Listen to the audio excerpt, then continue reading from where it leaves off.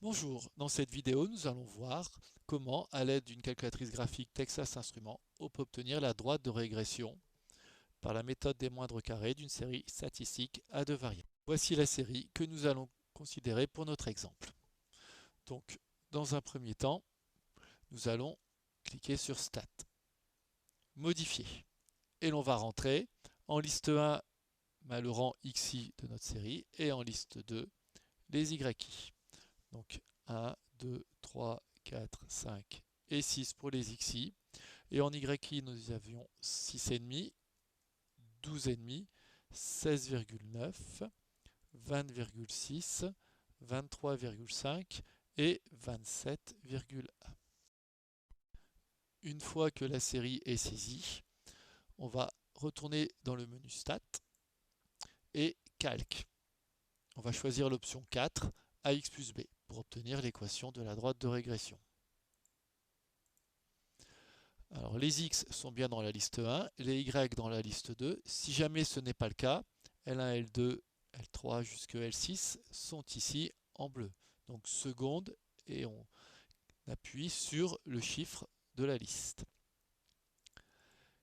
Il n'y a pas de fréquence, il suffit de demander le calcul et nous obtenons donc l'équation de la droite de régression. Son coefficient directeur, 3,99 à 10-2, et son ordonnée à l'origine, 3,88.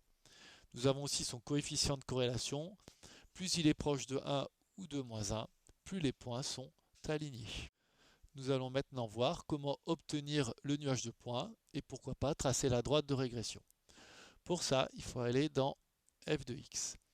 Alors pour activer le graphe de stat, il suffit ici de valider. Entrée. Il est en noir, ça veut dire que les graphes de statistiques sont actifs. Sinon ici, je fais seconde f de x, graphe, on l'obtient ici. Vous voyez, il est en affiché. On a le type de graphique. On a bien les bonnes listes, L1, L2, et je peux choisir la marque qui va être affichée à l'écran. Je règle la fenêtre.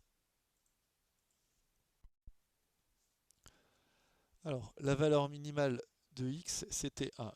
Je vais mettre 0, histoire de voir l'axe tout de même. Et le maximum, c'était 6. Je vais mettre 7. Ça évite en fait d'avoir un point qui soit juste sur le bord de l'écran et de ne pas pouvoir le voir correctement. Au niveau des ordonnées, on commençait à 6,5, je vais tout de même mettre 0, ça me permettra de voir l'axe des abscisses. Et la plus grande valeur c'était 27,1, je vais mettre 30. Voilà, il ne reste plus qu'à cliquer sur graphe et le nuage de points s'affiche. Si je veux tracer en même temps la droite de régression, il faut retourner dans f de x. Alors je vais aller la chercher directement, donc je vais aller dans var, statistique, c'est-à-dire l'option 5, équation, et puis la première option, l'équation de la droite de régression, ça m'évite de la retaper. Et je n'ai plus qu'à cliquer sur graphe et elle va se tracer. Donc on voit bien que le nuage de points est quasiment rectiligne. C'est pour ça qu'on a obtenu un très bon R proche de 1.